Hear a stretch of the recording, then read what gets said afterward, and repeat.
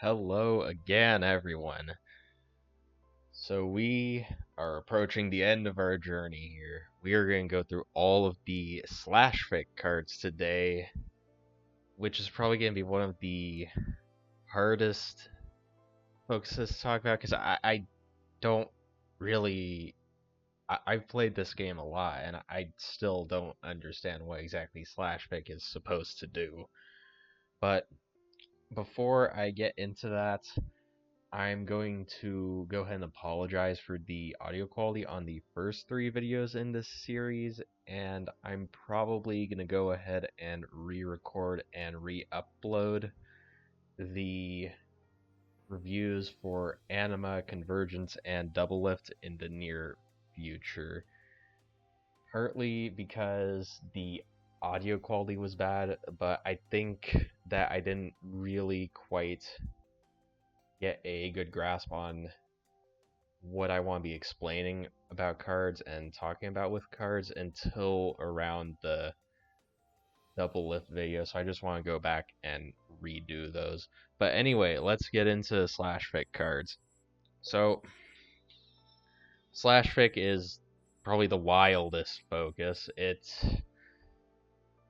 is apparently supposed to be about blades and knives. So, what themes do we have going on here? Well, we got kunais, and then we got a bunch of random stuff that doesn't really make sense together, and a lot of super crazy flashy cards that are usually bad.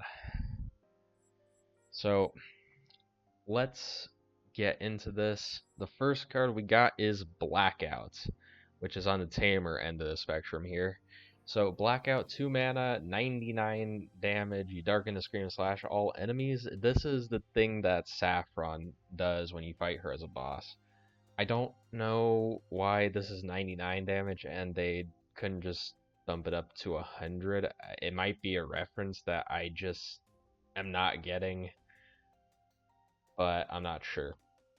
So, as an effect, if an enemy moves while you're doing this, it can pretty easily miss. Usually the darkness won't really matter because the darkness, the duration of the darkness is short enough that you should know all the info you need to go into the darkness and it won't matter.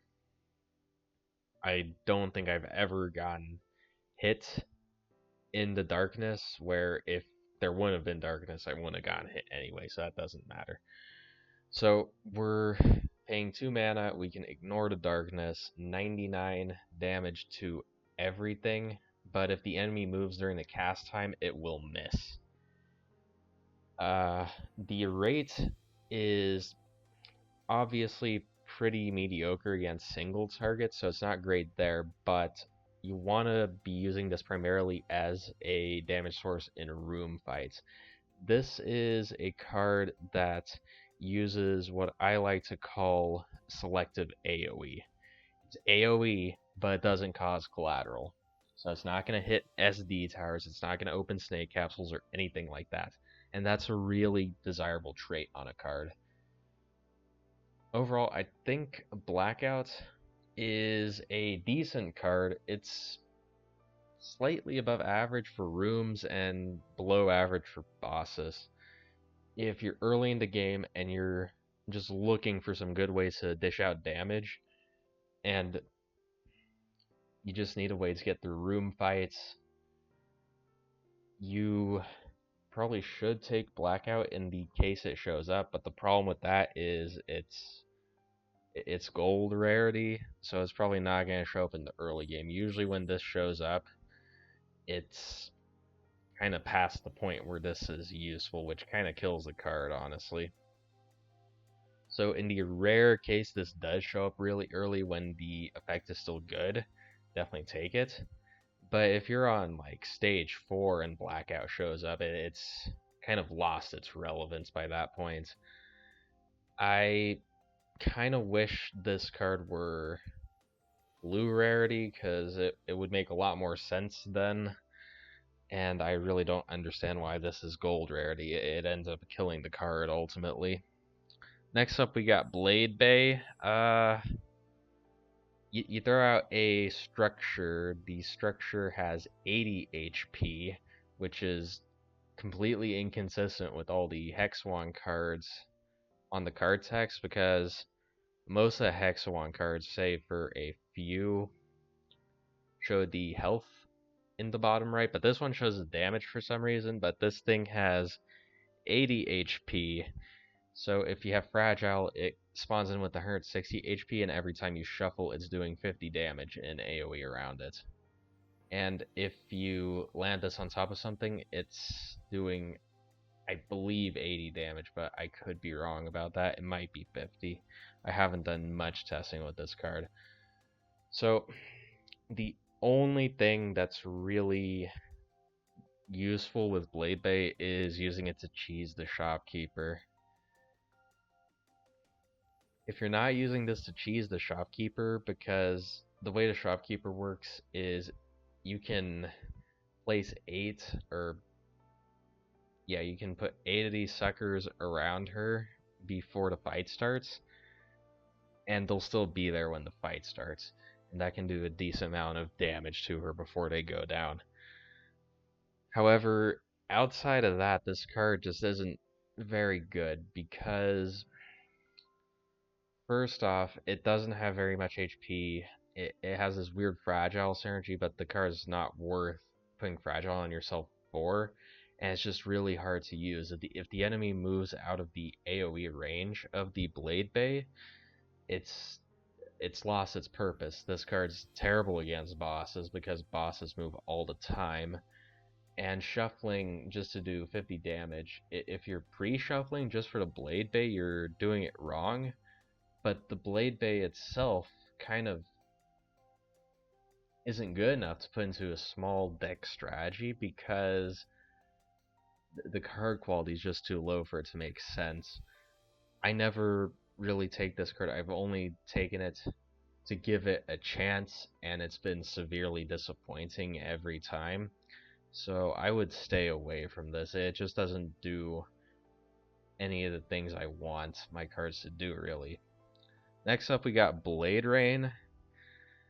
This is another one that Saffron casts. You throw 3 of the blades that you would get from Bouncing Blade on random tiles on your side of field. I don't know why this card exists. The blades do 60 damage this consumes, which is probably an upside because this card's not very good. But the problem is the random factor. You're throwing these blades on random tiles on your side of the field. There's a chance that there's actually a really good chance that they could all spawn in spots that are completely useless to you, and even if they don't, usually all you can expect to get from this is use out of just one of the blades.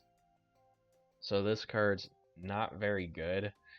It's pretty inefficient. The damage isn't that good, and ultimately it's just too inconsistent. And it's the kind of inconsistency where no matter how good you are at the game, this is still gonna screw up sometimes because you have no control over what this card does.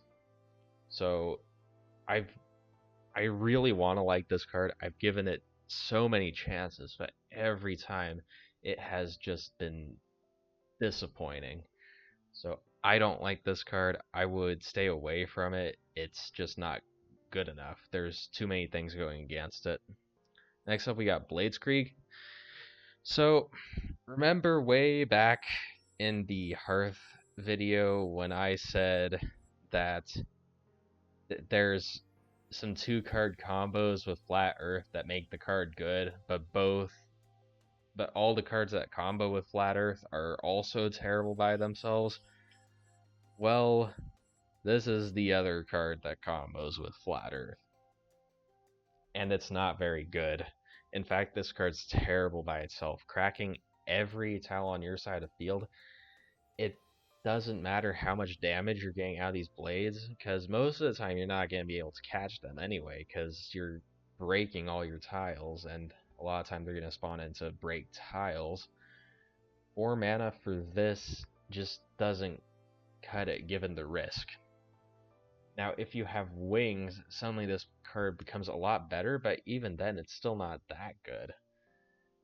For 4 mana, you could do quite a bit better than this, even with wings. But with wings, it does become acceptable. And when I do have wings, let me tell you a little secret. A lot of times, I take Bladeskrieg just because it's big and flashy, even though I know the card's no good. But just by itself, the card's terrible. With wings, it's okay. With Flat Earth, it's also just okay, because then you need both cards for it to make, for either one of the cards to make sense. And if you don't have the other card in the 2-card combo, they're both terrible by themselves. And you're paying 5 mana to do this, but it the damage just isn't good enough to justify all the hoops and all the stipulations you have to jump through to get mileage out of Bladeskrieg. The card's just way too clunky and way too hard to make good. So, now to conclude this set, this small subset of cards, we have Bouncing Blade. Oh, also another thing I want to mention about Bladeskrieg, I wish this were a Hearth card, because it would make more sense there, and Hearth has no calamities. Slashfik has 5 calamities. So, on the off chance that the dev watches my videos, but let's be real, the dev ain't watching my videos, please move Bladeskrieg to Hearth. It would be a lot cooler there. So anyway, next up we got Bouncing Blade. This card is the baseline that both Bladeskrieg and Blade Rain work off of, but Bouncing Blade is actually a good card, unlike these two losers. So you throw a blade, and then when it hits, it bounces back to the position you're standing on when the blade hits, and then you can touch that to throw it out again. And you can do this indefinitely until either the blade misses or the spawn blade that lands on your side is staying there for so long that it despawns.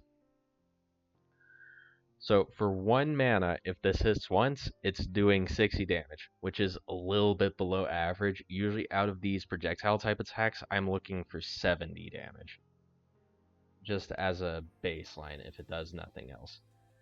So, well, nah, if it does nothing else, just as a baseline, that's what I expect out of these kind of projectile attacks. So anyway, if you hit this once, it's passable, but not great, it's not exciting. If you hit this twice, the card's suddenly very good. And it's not that hard to hit it twice, though this is significantly better in room battles because there are a lot more stationary enemies and a lot more enemies with predictable movement cycles in rooms. Against bosses, usually you can expect 60 damage out of this, and sometimes you can sneak in 120, but I wouldn't count on that. But overall, I think this card's pretty decent. It's another one of these deck agnostic cards that I like to take in the early game when I'm really strapped for damage, and I'm just trying to find some kind of synergy that I can play off of. So I would take this early. Towards the mid to late game, it starts to fall off quite a bit because it doesn't actually scale with anything. So yeah, Bouncing Blade's decent. I would take this all the same time as I would take similar cards that are just flat damage. They don't scale with anything. It's just good damage in the early game but falls off late.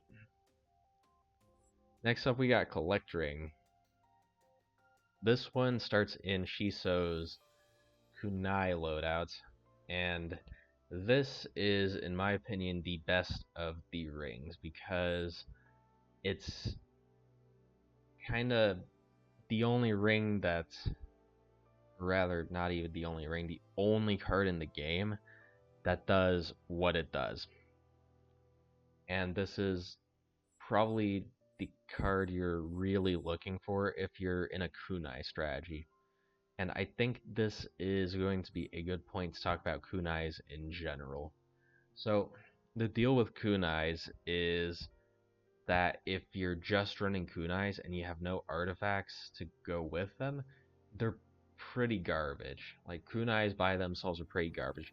But a lot of the artifacts that work with kunais, think card thrower or the one that applies poison, or even just spell power, power stone, etc., etc., etc. All that stuff, especially in ninjutsu. Once you have those, kunai suddenly become way better. Uh, Off the top of my head, there's also acupuncture, which is really good.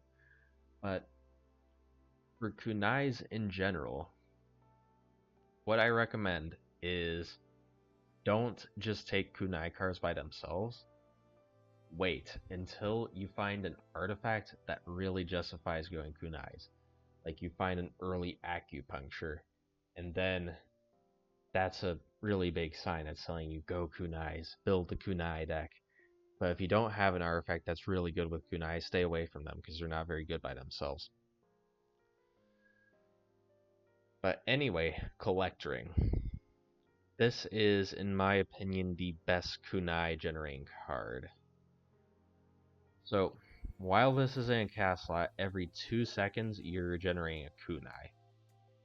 In a very large deck, I think overall a kunai, if you have kunai synergies, is a lot better than the random bonuses the other rings give you. Additionally, this can just generate a lot more kunais than the other kunai generating cards are capable of. The interesting thing about collecting is it's, I believe, the only card in the game that can outright just let you not have to shuffle. Which is very relevant because a lot of the good kunai synergies, like your bismuths and your dead meats, that kind of stuff, give you a lot of shield. And when you don't have to shuffle, shield suddenly becomes way, way better because you don't have to worry about losing it on shuffle. And kunai ring lets you do that. Now, if you just have the kunai ring in your cast slot and there's nothing else left in your deck, the card's not very efficient, but it is strong enough. Overall, I give this a rating of, if you have synergies with kunais, go for it. If you don't have synergies with kunais, it's probably still not good enough. So, double take kind of falls into the same rating as collecting, except it's not quite as powerful. So for 1 mana, you add 2 kunais to your deck. By itself, this means that you are paying 1 mana to probably do 60 damage, which is a pretty bad rate, but it's 2 kunais. If you have a lot of kunai synergies, this could still be worth taking just by itself in a deck that's trying to focus on something else. Like, say you picked up an acupuncture and a card thrower, then suddenly the double take becomes a lot more useful. Overall, I take this in all the same places I would take collecting, because I think they're kind of, well, they're really comparable, but collecting is overall the better card in my opinion. Next up, we got Excalibur. This is another one of these super flashy, super weird calamities that don't really do a whole lot. So, you throw down a sword 4 tiles away from you on your cursor, and this is essentially the same thing that Seraph does sometimes. When you touch the sword, it deals 300 damage to everything on the enemy field. 3 mana for 300 damage in AoE is really, really strong. That's the same damage Fimbulvator does, without the frost energies, of course. The problem is actually making this work.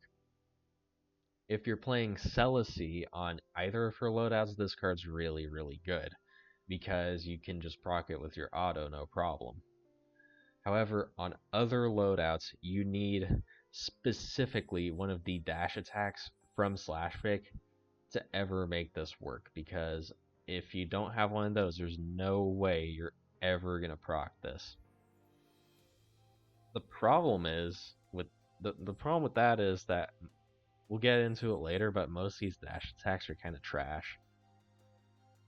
So really, I think this is just a Celicy card. You can use it on other characters, but it requires a lot of setup, and it's kind of the same deal as the Bladeskrieg, where you need specific 2-card combos to make this thing worthwhile, but both cards in the combo are kind of on their own. Well, the Excalibur is not on its own; it's useless on its own. But all the dash attacks are kind of eh. So if you're playing Celicy, take this. If you're not playing Celicy, stay away from this. Now, in the rare event that you have Step Slash in your starting loadout because you're playing one of those characters, and you happen to find Excalibur pretty early on before you've inevitably removed your Step Slash from the deck, then it's probably worth it. However, it's one of those things where it's a 2-card combo, so it kind of locks you out of other 2-card combos, and switch bait exists. Just throwing that out there. So, for the most part, I'd only ever take this on Celicy, or in the very rare circumstance where I somehow find this very early on a character who starts with Step Slash. I'd never take this in any other circumstances. Next up, we got Fury.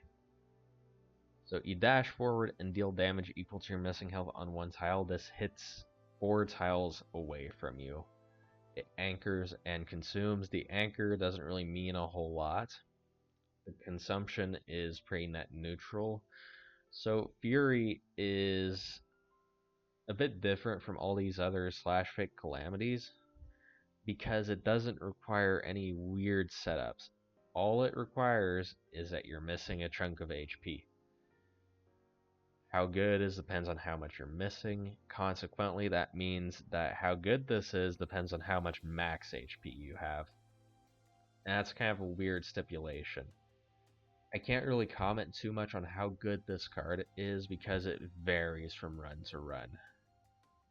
If, say, you're playing Shopkeeper and you've been splurging a lot in your shop and it's tier 5, but you only have 400 max HP and you're at 300 HP, this card's terrible and I wouldn't take it.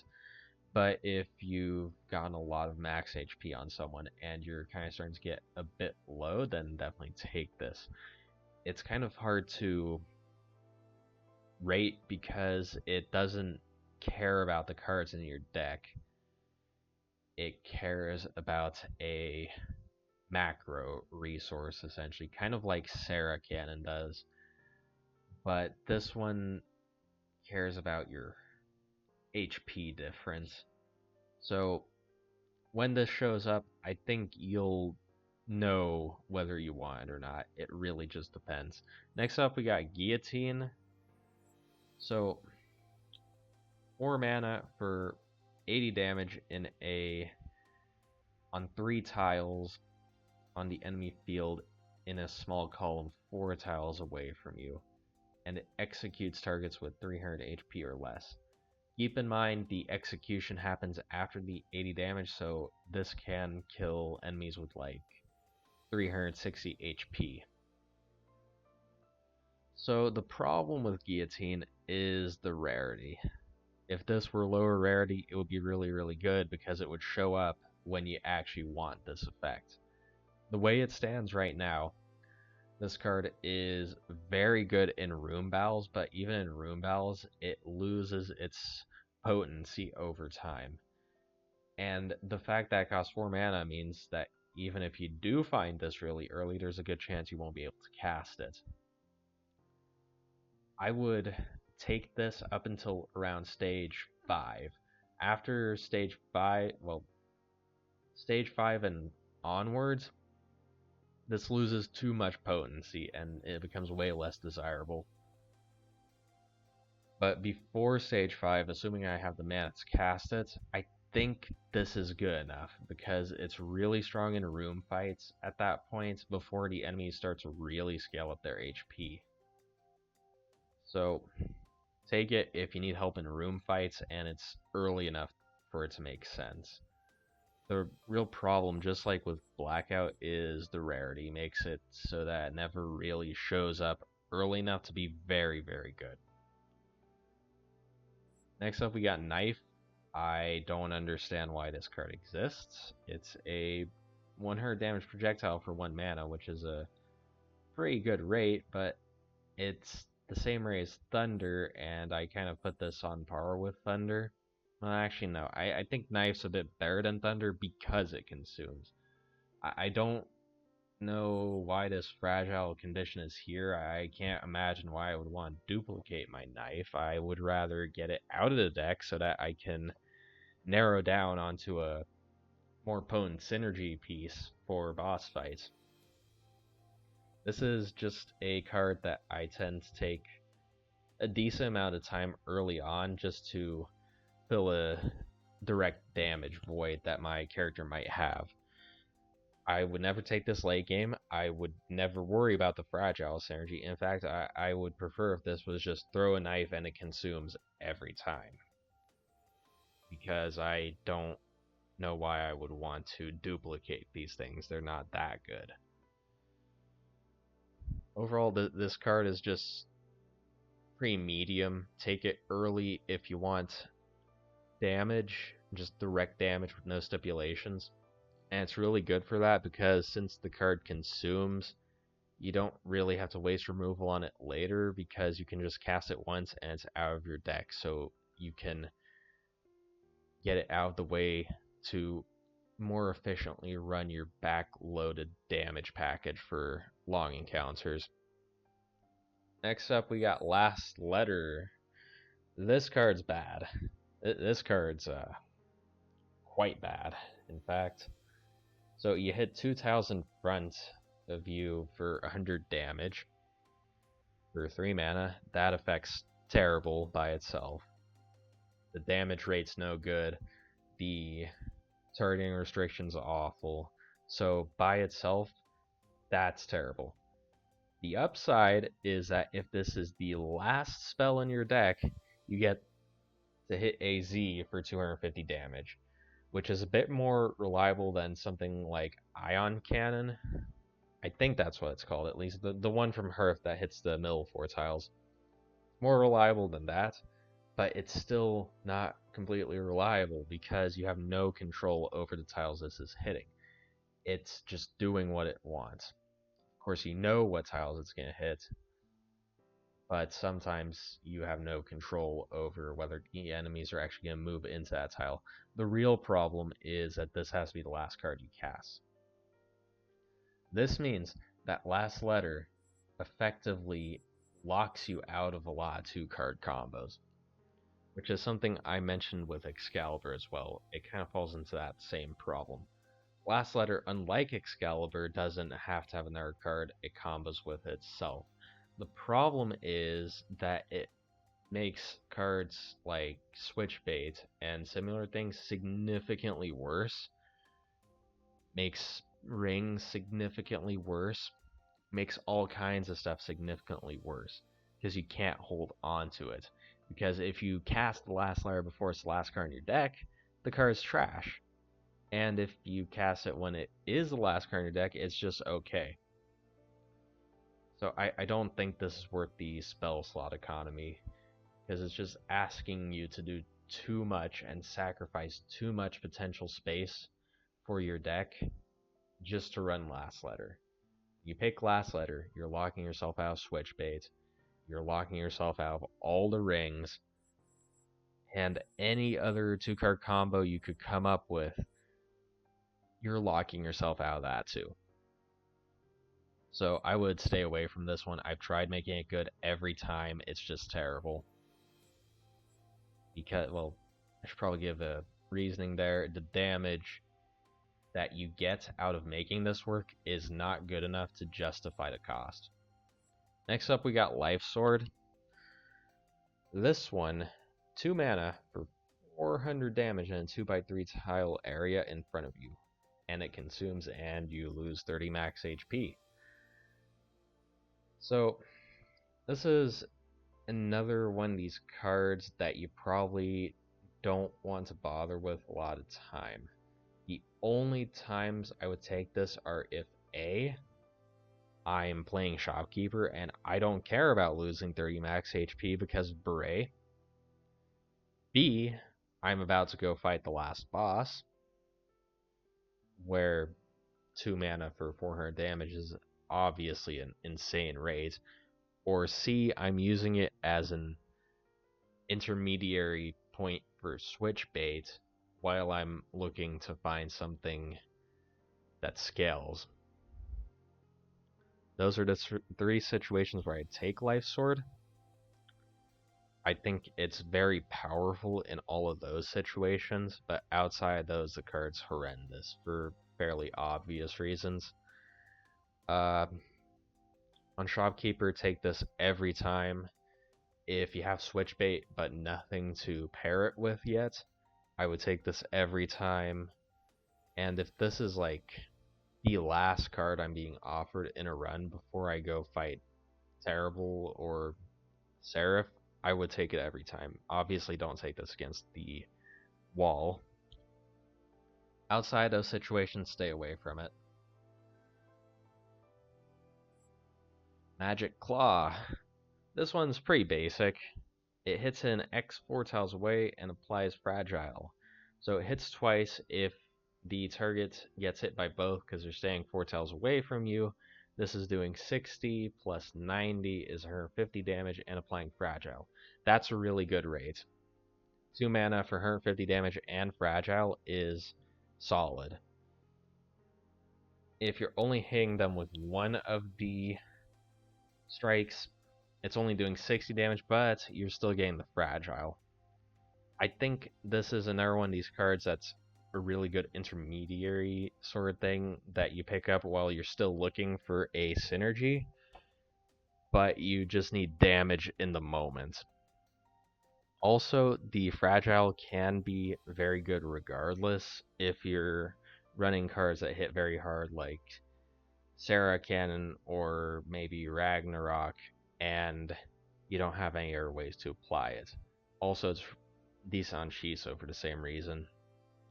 I think this card is slightly above average. It's unfortunately one of the better Slashfik cards in my opinion, which is a bit sad. But yeah, I like this card. Sometimes I take it, sometimes I leave it. It's just slightly above average. If it doesn't make sense in a deck, obviously I'm not taking it. It's just one of those cards. It's kind of on the same level as, I want to say, Pyroblast. So you can take it or leave it. Next up, we got Ragnarok. Obviously, this card is the linchpin for solo Saffron. Outside of that, I think this card is just okay. It's okay with switch bait, but it's not pushing it over to the really insane levels. That being said, 2 mana for 700 damage is pretty nuts. Of course, I think that can be more attributed to Switchbait itself being an insane card. Devs, if you're listening to this, please, for the love of God, nerf Switchbait. It's too much. It's too powerful. It waters down build variety. So please nerf it. But anyway, back to Ragnarok. I'm just going to look at this card by itself. I'm not going to worry about Switchbait because I'm sure everyone can get a pretty good idea of how good this is with Switchbait. So 4 mana for a 350 damage strike, 4 tiles away that breaks the tile. This is essentially like a Thunder that has hit the gym and has been benching 300 pounds for the past year. It's very damaging, but the problem with this is Ragnarok misses a lot of time, because a lot of bosses just move way too fast. So, spending 4 mana on a spell that can just straight up miss, and it's very easy to miss with, isn't something I'm super interested in. If it does hit, the damage is a, a fair bit over what you would expect for 4 mana deal damage to one thing. So it's pretty good in that regard. If you hit with it, it's a pretty solid card, but hitting with it is the problem. Whereas a card like Thunder, if you miss with it, you only spent 1 mana. With Ragnarok, if Ragnarok misses, that's 4 mana that just you just pissed away. I don't care for Ragnarok by itself. I think it just exists as a way to make Switchbait better. Overall, I would not actually take this card in a run unless I had plans for it that involve not just hard casting it by itself. Because the risk of missing with this and losing all your mana to do nothing is just way too high. Like, I think you can kind of relate to this if when you play Shopkeeper during the early to mid game, if you cast Bow Snipe and it misses, that's a huge problem, and it can turn a winning situation into a really terrible situation really fast. Ragnarok's like that, but it's even harder to hit than Bow Snipe. Next up, we got Scavenge.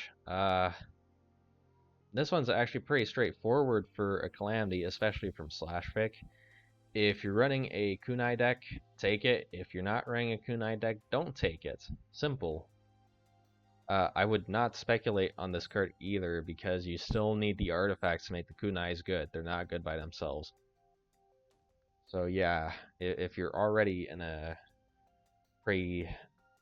if you're already running a Kunai package, this card's good. Otherwise, avoid. Alright, next up we got Step Pierce. This card is... I don't understand the point of it, once again. So, you dash forward, hitting 4 tiles. This is kind of hitting the same type of area as Snowpiercer hits, which is Celes's base attack in her first loadout. It removes shield and it anchors. Once again, the anchor is kind of irrelevant since it's a dash attack. 2 mana for 80 damage on a dash attack is the same rate as Step Slash. Step Slash, however, is a bit more useful because the AoE is better. So Step Pierce by itself, the only time this card's good is if the shield removal is relevant. I feel like you could do some cute stuff by comboing Iron Will and Step Pierce. Then it's pretty okay, but by itself, there are some enemies, of course, that are going to have incidental shield that they just get by themselves, like Riva, for example. But if you're not removing shields from target, this card's terrible. I would only take this if you're planning on using it in some kind of 2-card combo, or maybe you're about to go fight Riva and you're really unconfident about it and you really just want the Step Pierce to make the fight easier. Mostly this is just an anti-Riva card. And there's like the Iron Will combo with it, of course. I don't actually know if there are any other cards that combo with Step Pierce, honestly. So yeah, cards not very good, definitely below average, only works in very specific situations. The damage by itself ain't good enough. Next up we got Step Slash. This card mostly just exists to be in a lot of starting loadouts. It's in Saffron, Default, and Chrono. It's in Shiso's Execute loadout. I can't think of any other ones off the top of my head, but I feel like it's somewhere else as well. I think this card mostly just exists to be in those places. This is a card that I never take by itself because the damage rate just isn't high enough. And it ends up being cut from my Saffron loadouts pretty early a lot of the times as well. I don't think very highly of this card. I think it fulfills its purpose of giving you some okay passable damage in the early game on Saffron and Shiso. But outside that, the damage rate's just too inefficient here. The card by itself is better than Step Pierce, definitely, because the AoE is more useful there. Like, you can usually hit more reliably, and you can sometimes hit more than one thing with this. Whereas Step Pierce, the idea of actually using the AoE in a productive way is ridiculous, honestly. Step Slash is, in my opinion, quite a bit better than Step Pierce, assuming you're not trying to do something weird with the shield removal. But it's still not that good, and I would still avoid this card unless you've started with it. Next up, we got Swipe. So it hits 5 tiles in front of you, and it's not the same thing as like Lightning. This is more of a beam attack. It's a beam attack that essentially pierces targets, and for everything it hits, it adds a kunai to your deck. This starts in the Shopkeeper loadout. I don't think this starts in the Shiso Kunai loadout, but I could be wrong. But this card is just okay. If this hits one thing, you're doing 40 damage, then you're hanging with the kunai, that's 70 damage. That's on rate. But this is one where if you don't have any kunai synergies, the card's pretty mediocre. And if you do have kunai synergies, there are just better kunai cards you could use. I don't think very highly of this card. I'd never really take it. Even in kunai decks, I would much rather have Double Take. And by itself, the card's just terrible. Overall, this card's just a bit below rate. Like, it's almost there, but the numbers just aren't good enough. Next up, we got Vivisection. I hate this card.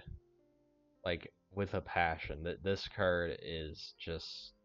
No. So, it fires 3 knives from behind you, and it can hit you. 1 mana for 300 damage is a superb rate. The problem is that not getting hit by the knives is actually kind of a problem, because you can't just move out of the way once to dodge the knives. Most of the time you're going to have to move down, then down again to get out of the way of the knives. So you kind of force your movement, and sometimes if you're not fast enough, you just get hit anyway. And when you're doing this Vivisection thing, the knives are way harder to hit because it's going to be more like a Frost Barrage type effect. And at that point, you're just getting the same rate as Knife. Except Knife doesn't sometimes hit you for 100 damage. Every time I take Vivisection, I inevitably get hit by it, and then I just regret taking it immediately. Because if this hits you, it's a huge deal, because that's a lot of damage. I would avoid this one. The numbers on it are very good, but the effect is just so detrimental and so risky that it's just not worth it. Getting hit by this thing just once makes the effect not worth it, because realistically, this is the same rate as Knife, because the idea of actually hitting multiple targets even with this is just too unreliable, and you can't count on it.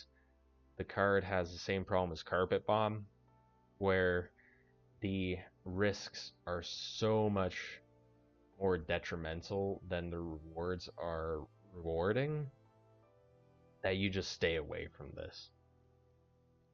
Next up, we got Warpath. The final card and the final calamity. Warpath is not very good. I'm just gonna say that outright. So for 5 mana, you hit every tile in front, and if you have Anchor, it teleports targets in front of you. No, if you have Fragile, it teleports targets in front of you. The Anchor doesn't really matter that much. So there's a lot of problems with this card. Let's start with the most obvious one. This costs 5 mana. Usually, the Warpath is going to be doing 120 or 240 damage to all the stuff it hits. 5 mana for 240 damage AoE would be kind of mediocre. That's way worse than you can do with other cards that are much more reliable. And if you have Fragile, the card actually becomes worse, because any enemies that just shoot a projectile are going to hit you when you hit them with this. It's inevitable. And the Fragile effect doesn't work the way you want it to all the time. So if you do have Fragile, the card becomes riskier to use, and it's not that much better. If you don't have Fragile, the card's just mediocre by itself. And this is one where sometimes the amount of time you're losing control of your character here can cause you to get hit. This card has killed me before. When I was at like 300 HP, I just cast the Warpath and then instantly died, and that sucked. So there's a very real risk with this card. And it's kind of the same problem as Vivisection, where theoretically you could do a ton of damage with this, but it's not quite as risky as Vivisection. However, the ceiling is also not nearly as good, because 240 damage for 5 mana. 5 mana is a lot of mana. And you can't really put double cast upgrades on this thing either, because those don't really work here. Not the way you want them to, at least. Overall, this is another one I just stay away from. It's too mediocre. The risk isn't that bad, but the upside is just kind of it's just not enough damage to justify the mana cost here. If it were 4 mana, I'd probably be giving it more credit here, but since it's 5 mana is like we're crossing over from the points of cards that are probably castable most of the time into cards that have to be really good for you to put them into your deck and pay 5 mana for them. 5 mana is a ton of mana. I think the only card that costs more than 5 is Midnight. And we talked about Midnight already, but anyway, Warpath is just very disappointing. I wouldn't bother with it. So that does conclude all the cards from Slashfik. And as a result, all the cards in the game.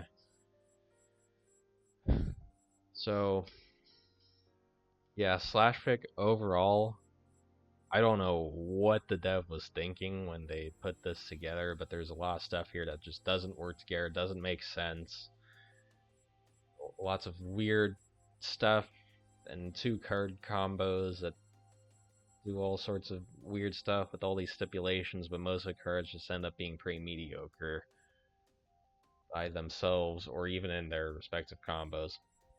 Overall, I think the only cards that are really good here are Blackout, Bouncing Blade, Collect Ring, Double Take, sometimes Knife's okay. Magic Claw's decent. Scavenge is decent. Everything else is just either terrible in the damage department and just mediocre, or has way too many crazy stipulations to make useful. So yeah, that was all the Slashfik cards. I'll see you guys next time.